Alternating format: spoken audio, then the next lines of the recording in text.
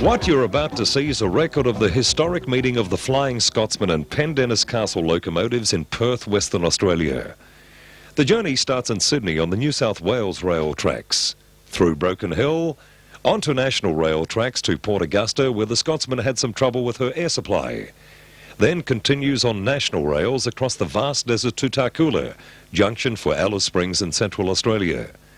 Then out across the 297-mile straight rails across the Nullarbor, to Kalgoorlie and Western Australian standard gauge tracks, through Merredin to Northam, 60 miles from Perth, to where a narrow gauge train had brought 400-odd enthusiasts to travel back with the Scotsman to Perth.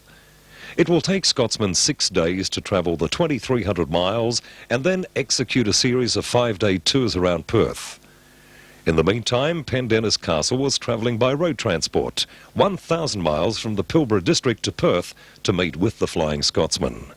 These two locomotives last stood side by side 64 years ago at the Wembley exhibition in the United Kingdom. The year, 1925. And the best examples of English steam locomotives of their time. They have never coupled or worked together.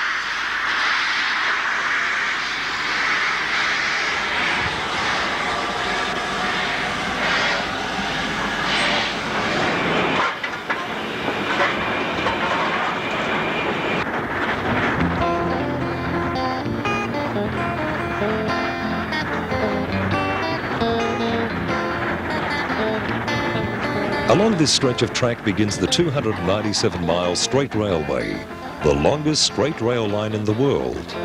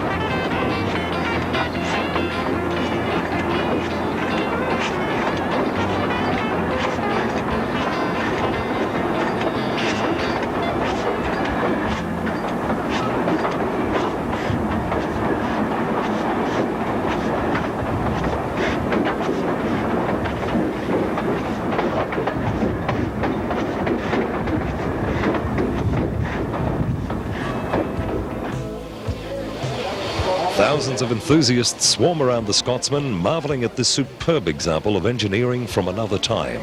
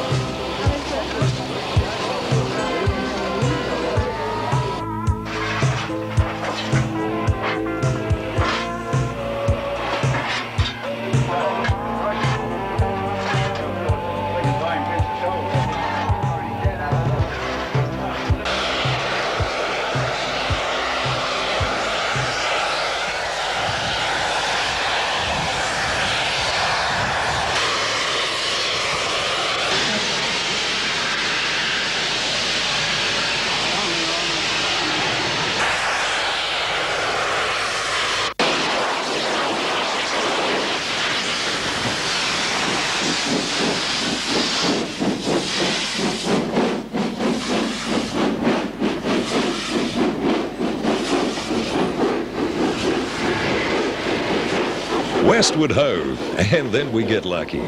We are privileged to ride in the cab of the Scotsman, an inspiring and unforgettable experience travelling along the West Australian dual gauge 3 feet 6 inches and 4 feet 8.5 inches tracks towards Perth, through 2J and the Avon Valley, a gentle downgrade track for about 50 miles to Midland.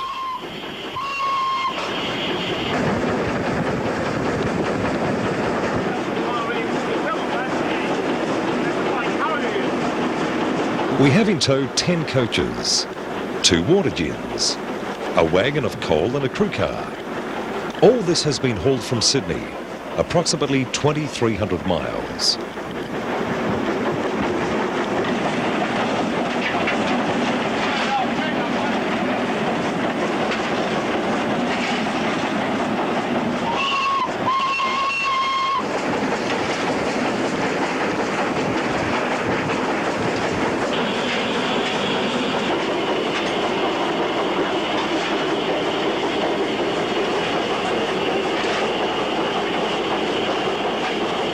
The Flying Scotsman has been followed by a motorcade of cars and vans and is being watched by thousands of excited line-side spectators.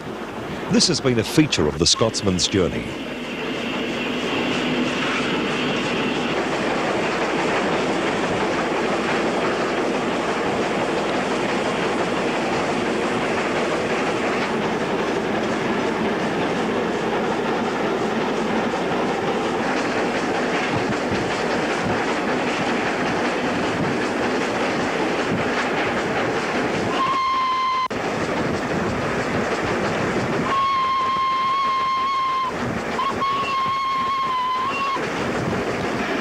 Five men constantly feed coal to maintain the steam pressure, which on the Scotsman is 220 pounds per square inch.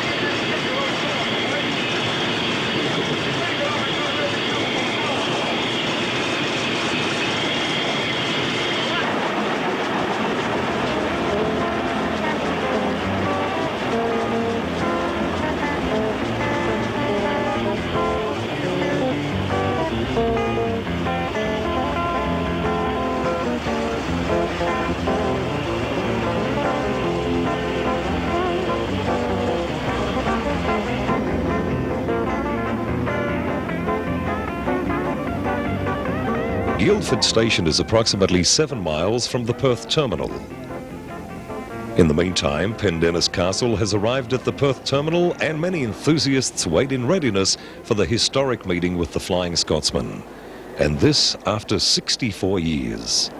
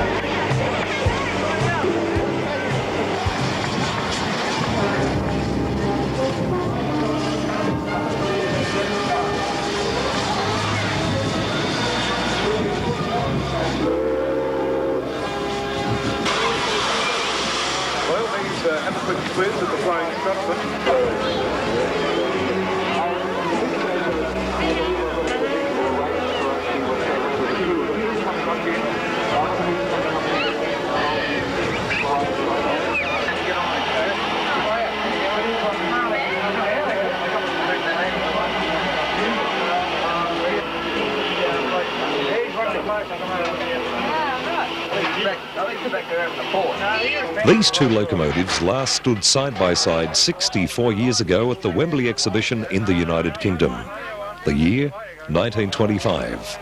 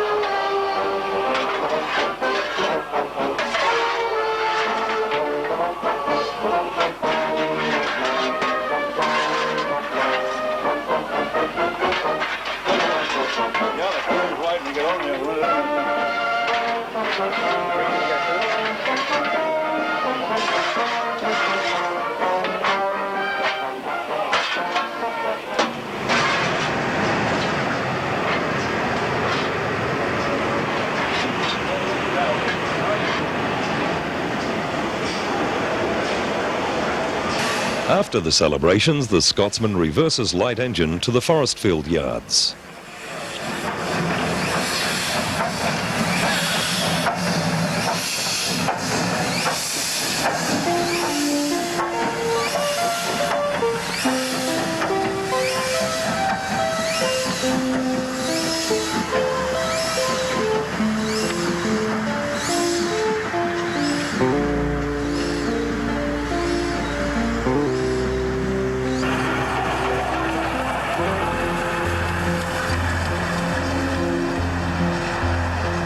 At this point, the crew suspect that the Scotsman has developed a serious malfunction, and arrangements are made to dismantle the steam valves to the cylinders to assess the damage. Now, the Scotsman is approximately 16,000 miles from home, 2,300 miles back to Sydney, and approximately 14,000 miles by sea to the United Kingdom. The Scotsman's future, and in fact the whole series of day tours, now appear in jeopardy.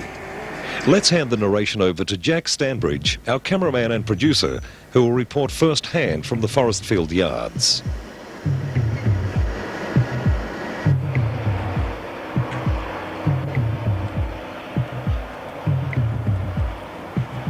Here we can see the damaged right-hand steam valve piston and rings. The valve cylinder is also badly scored and must be rebored.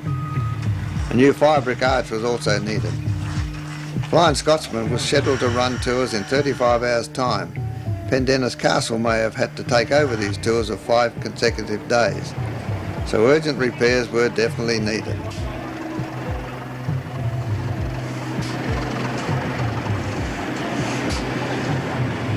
A portable boring plant was employed to bore out the valve cylinder.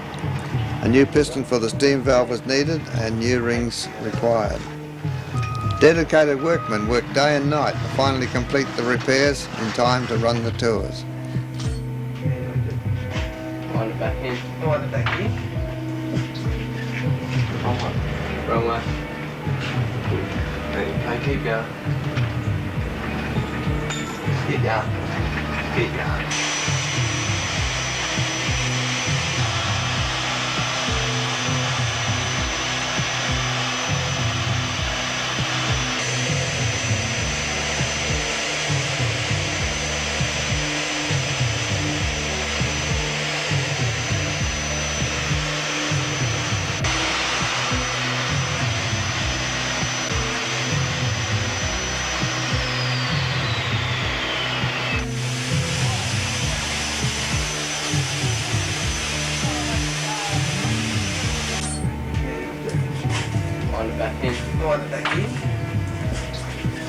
Lord McAlpine, who happened to be in Perth at this time, looks on as repairs proceed.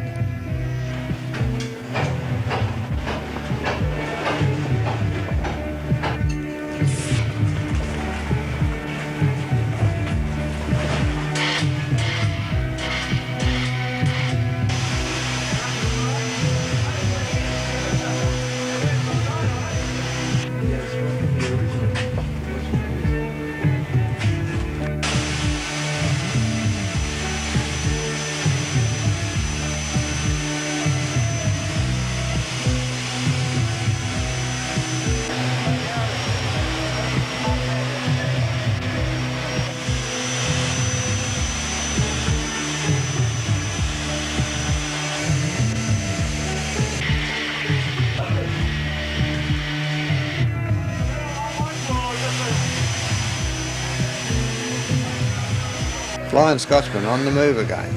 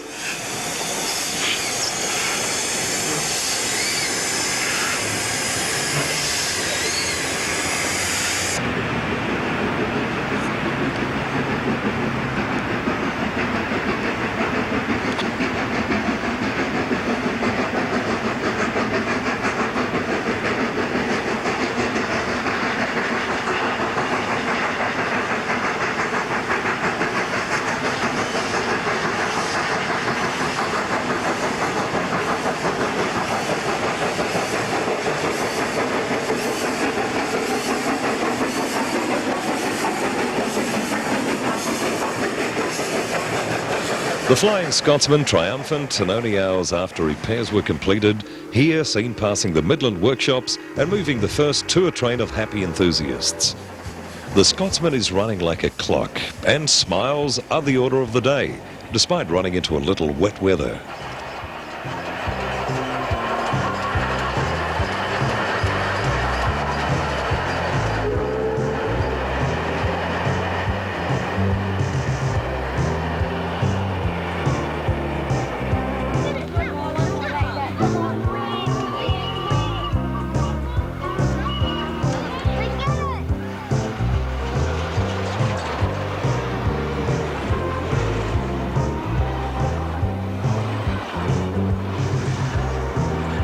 Magnificent footage of a magnificent locomotive as we pace the Scotsman near 2J.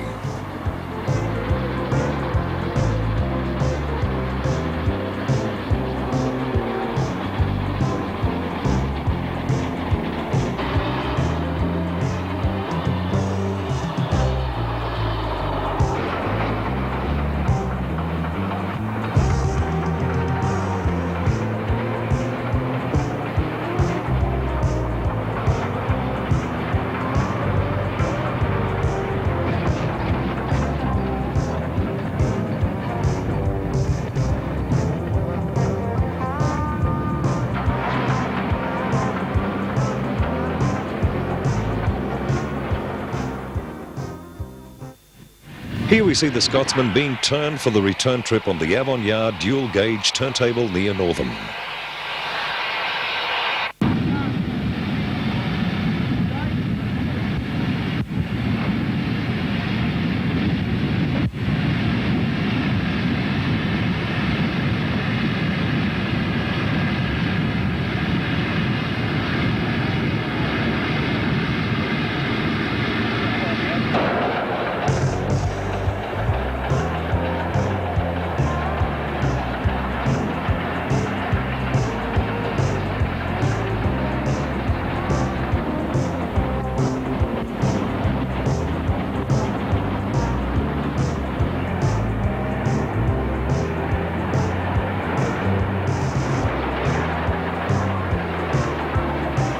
A Western Australian L-class locomotive passes Scotsman with a freight train.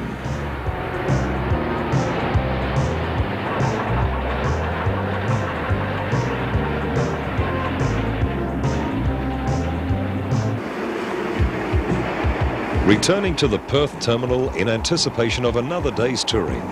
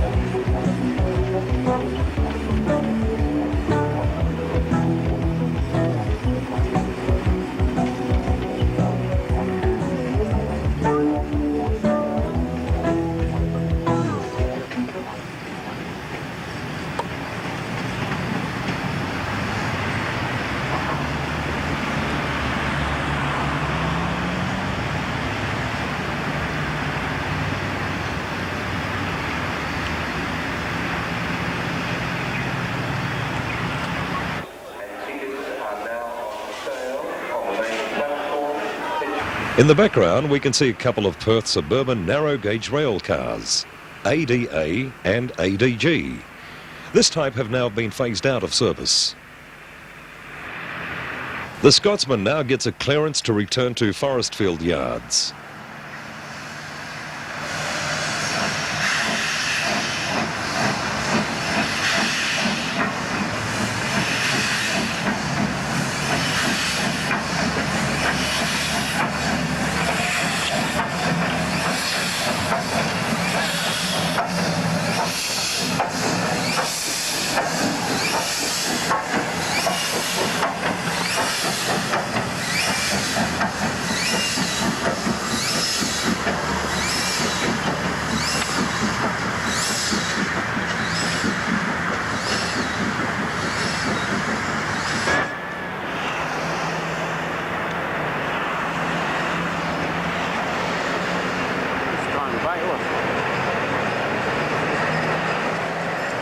Here seen passing through Mayland Station.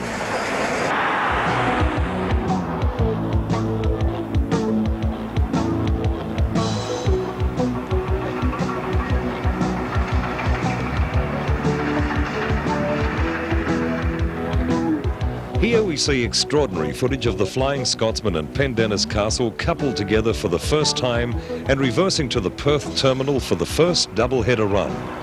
The location is near the Forestfield yards.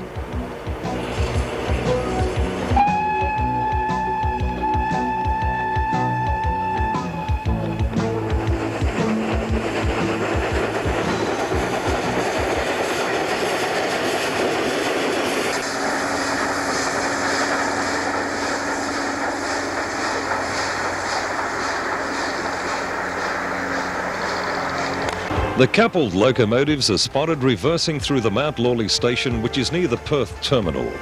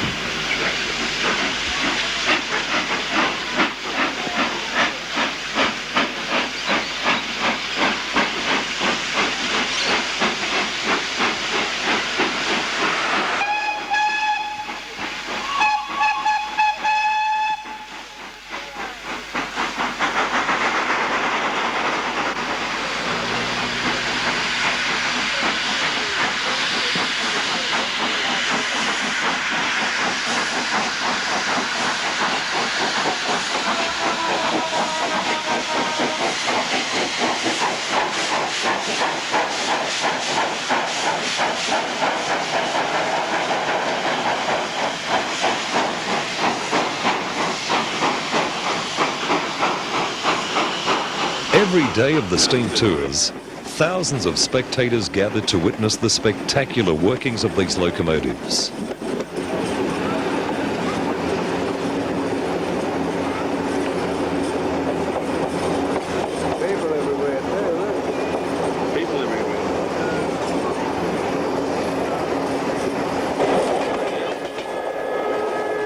Hold your hat, that was the Indian Pacific train.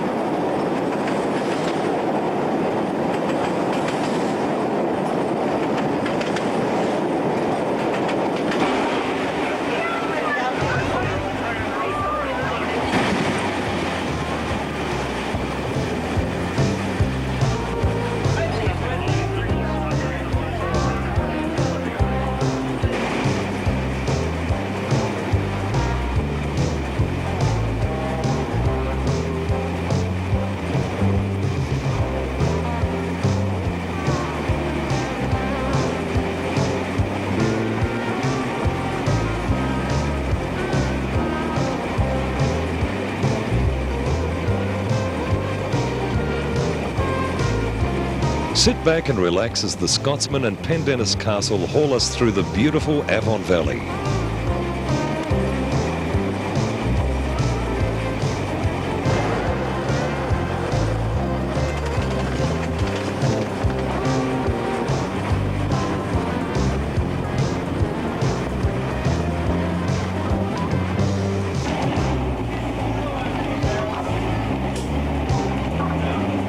Once again, Pendennis and Scotsman are turned on the Avon Yard turntable for the return run to Perth after our double-headed run to Northam.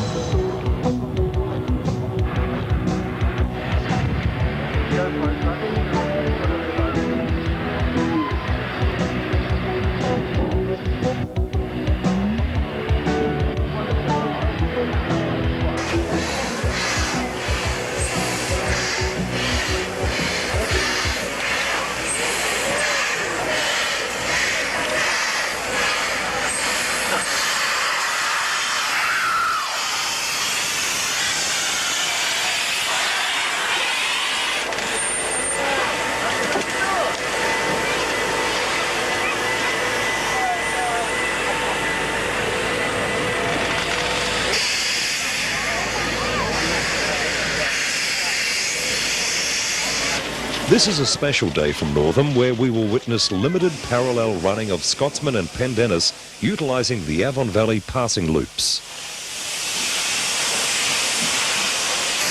Pull that lever.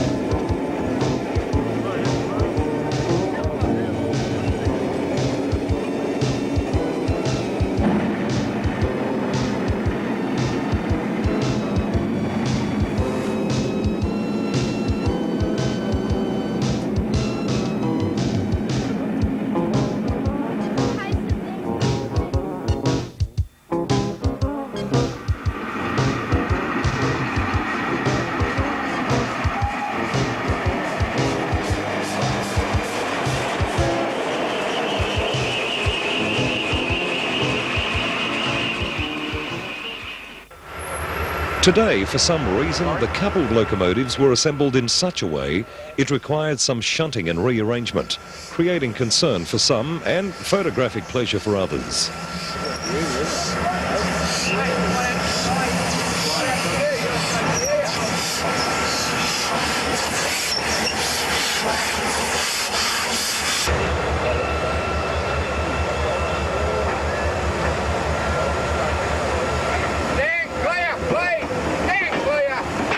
Here we have a good view of the special water and coal jenny built for Pendennis Castle's use in the far north of Western Australia.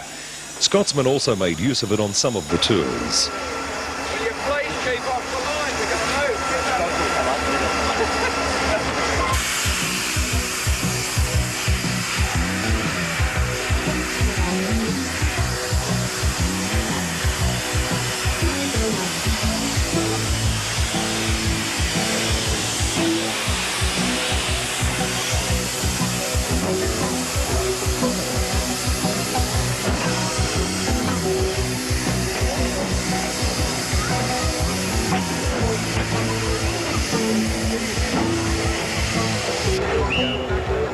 We're going to move.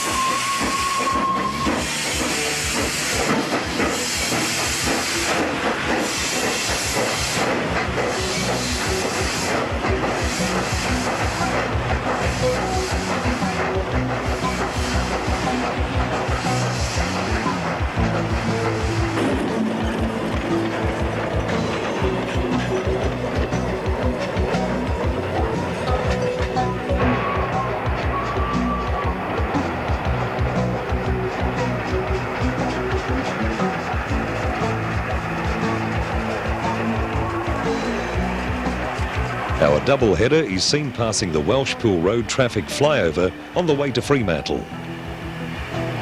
Again along the tracks near Jandakot, heading to Fremantle.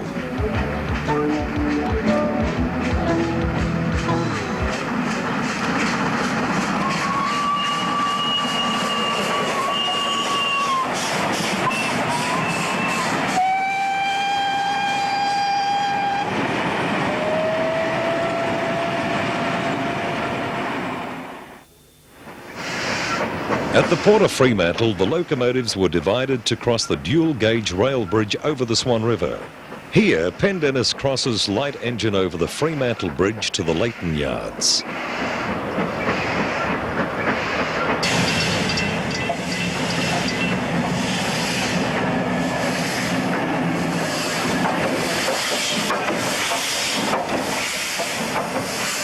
The Flying Scotsman reverses onto train in Fremantle. The Scotsman at rest. The location, the Esplanade station, which is close to the Fremantle fishing boat harbour. Passengers take the opportunity to eat lunch and enjoy old-fashioned hospitality. A wonderful day for the fans and organisers, and so we return to the Perth terminal.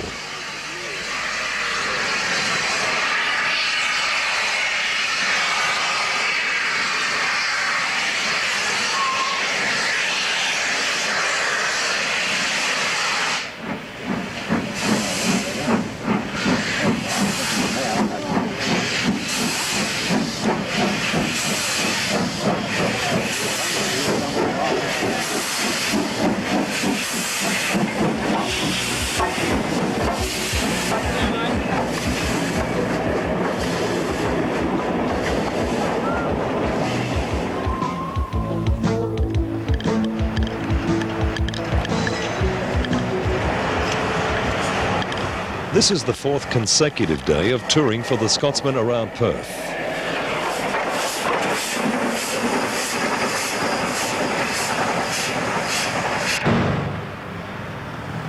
The Prospector is West Rail's standard gauge train to Kalgoorlie, located 375 miles east of Perth. The Prospector was the fastest passenger train in Australia when introduced to service. The Flying Scotsman train seen here on the Bassendean Strait and passing Midvale.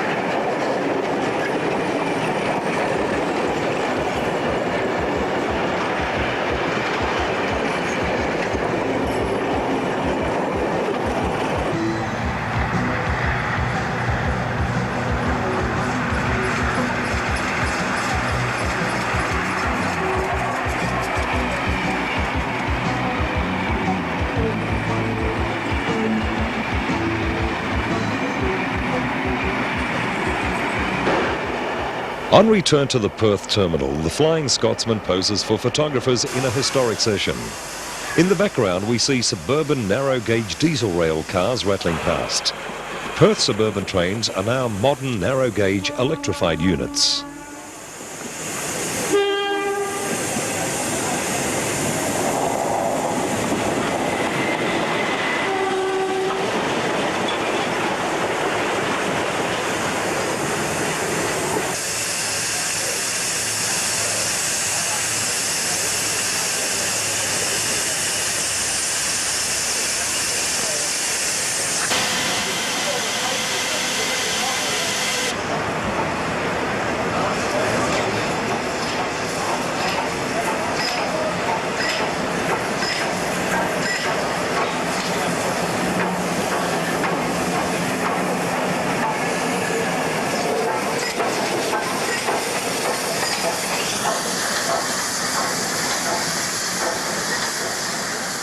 On the fifth day of touring, the locomotives double head to Fremantle via the dual gauge track through Jandakot.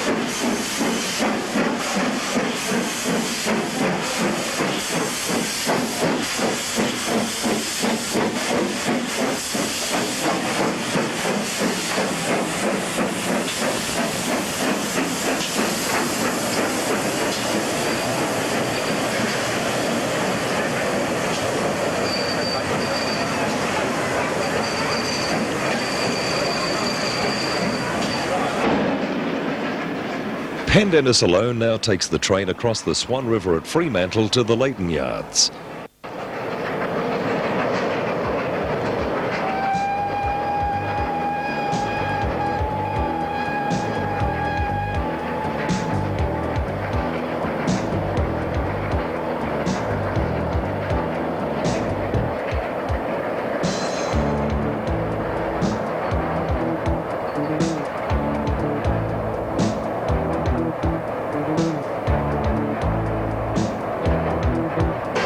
Meanwhile, the Flying Scotsman has been turned on a triangle at Coburn and now crosses the river, passing over the tourist boat Rottnest Islander, which is returning to Perth.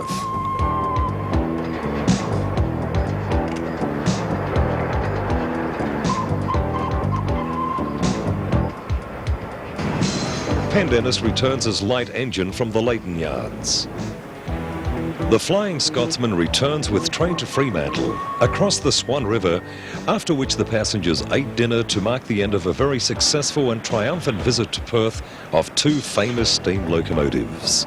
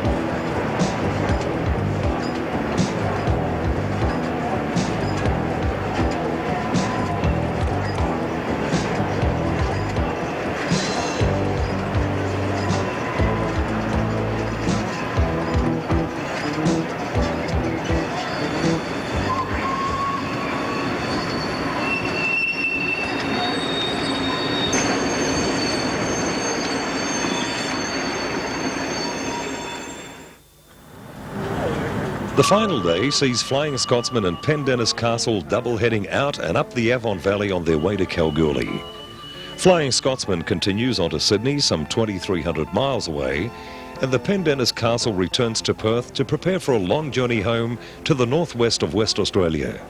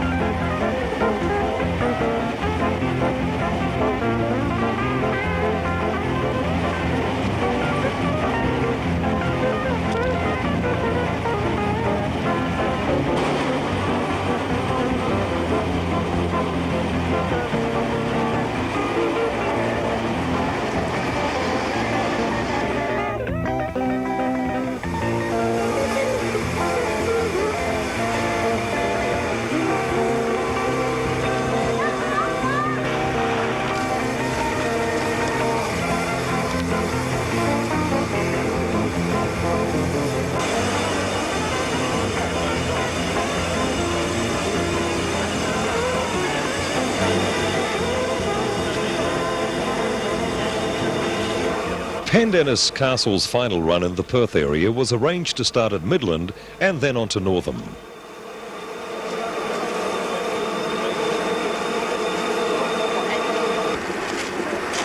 Here she is waiting at Midland for the passing of the Indian Pacific train, 3 days out of Sydney. It may be of interest to note that this area of rail operation is completely dieselised. Pendennis Castle on her returning run to Perth ran short of coal and was fired on old wooden sleepers until she arrived at a coal fuelling depot at Merredin.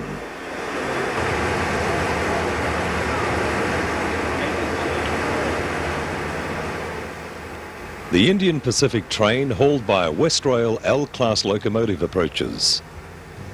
The Indian Pacific train usually consists of 14 or more coaches and vans, plus flat wagons for passengers' motor vehicles.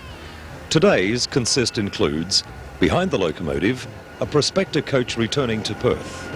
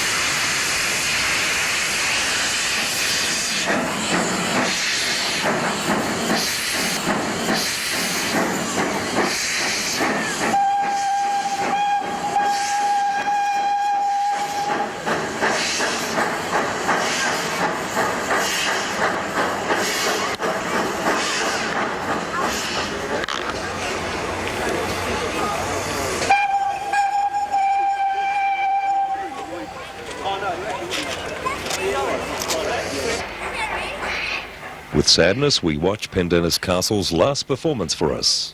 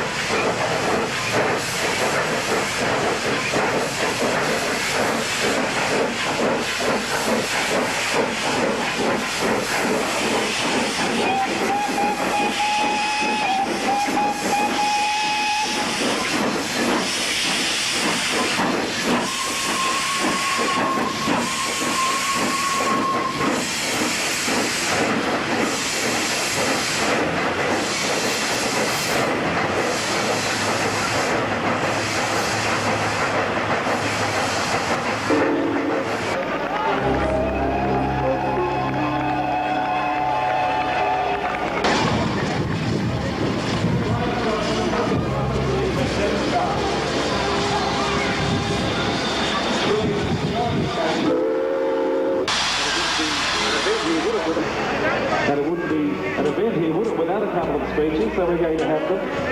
I'm going to call you all back, by the way.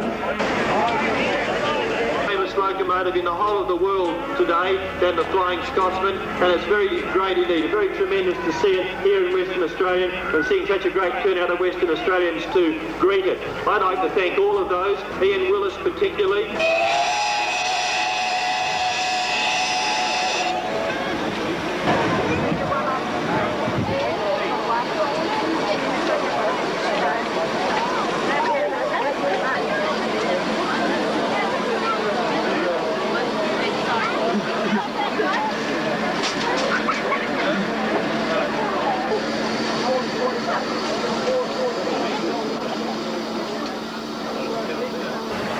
Pendennis Castle has been separated from her tender and is now being loaded onto a road transport in preparation for the long 1,000-mile return to the Pilbara base in the northwest of Western Australia.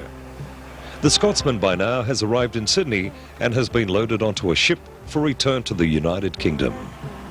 Farewell, old-timers.